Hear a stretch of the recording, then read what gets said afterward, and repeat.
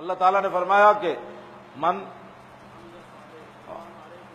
اللہ نے فرمایا میرے حبیب تسی فرما دو میں کوئی ڈنڈا لے کے تواڈے تے نہیں نہ کھڑا ہونا، میرا کام سی دین دس دینا. اور لستا علیہم بے مسیطر کے لفظ بھی آخری سپارے اللہ نے فرمایا میرے حبیب اسی تانوں ڈنڈا دے کے نہیں بھیجا، میں زبردستی انہاں نوں کہنا ہے تہاڈا کام ہے دس دینا انہاں نوں، تے میں انہاں کول خود پوچھ لواں گا، پھر انہاں میرا پیش تے میرے سامنے ہی ہونا ہے. آخری بندہ جھوٹ بولنا تو قیامت والے دن یوم نختم علی افواہہم، اے منہ تے مور لا دیتی جائے گی، ہاتھ بول پڑ گے،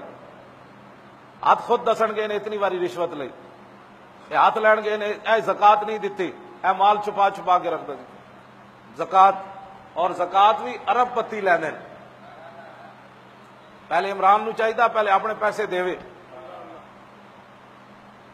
ارب پتیاں تے زکات لگتی کوئی نہیں.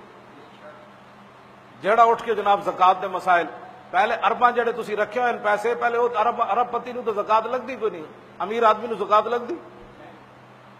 زکات چ تملیغ شرط ہے شریعت کہ اے میں زکات دین لگا تے جڑا مستحق آدمی اگلا لین والا بھی مستحق ہوئے. ہاں جی میں زکات کسی امیر نو دیتی تے میری زکات ادا کوئی نہیں ہونی، میں زکات کسی کافر نو دیتی تے زکات کوئی نہیں ادا ہونی. تے سیداں دے احترام دی وجہ تو میں کسی سید اے نہیں سیداں دی زکات نہیں لگتی، میں کسی سید نو زکات دے دیتی تے انہوں بھی نہیں لگتی، کسی سید دے پتر نو دے دیتی انہوں بھی زکات نہیں لگتی، ایسا امیر دے پتر نو دے دیتی انہوں بھی نہیں لگتی. چھوٹے بچے دی گل کر رہا ہے وڈا نہیں،